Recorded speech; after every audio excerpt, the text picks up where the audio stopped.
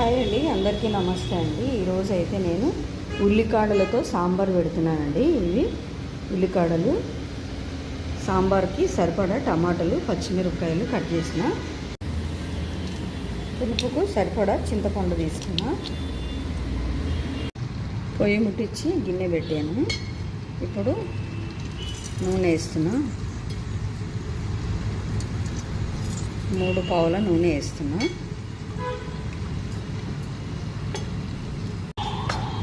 ఇప్పుడు 1 స్పూను జీలకర్ర, 1 స్పూను ఆవాలు, 1 స్పూను జీలకర్ర, తర్వాత ఎండుమిరపకాయలు, తర్వాత కరివేపాకు. ఇప్పుడు కట్ చేసుకున్న ఉల్లికాడలు, టమాటా, పచ్చిమిరపకాయలు వేసాను.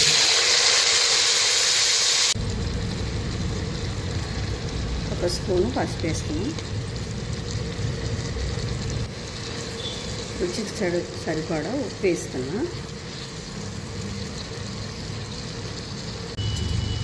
ఇప్పుడు నీళ్ళు వేస్తున్నా.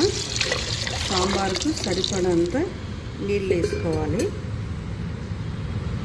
సాంబార్కి ఒక గిన్నె పప్పు ఉడికించి పెట్టాను. ఇప్పుడు దాన్ని మెత్తగా రుబ్బుకున్నా. ఇప్పుడు చింతపండు కూడా పిసికి వేస్తున్నా. ఇప్పుడు కాయలు ఉడికిన తర్వాత పప్పు రుబ్బిన తర్వాత చింతపండు వేసిన పప్పు వేస్తున్నా.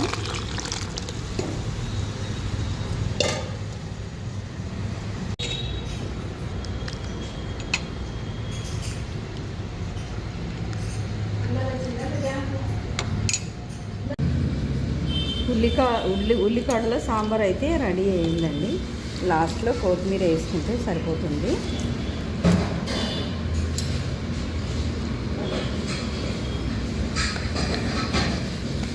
ఉల్లికాడలది సాంబారు, ఉల్లికాడలతో సాంబార్ పెట్టాను. చూడండి, మీరు కూడా నచ్చితే సాంబారు పెట్టుకో.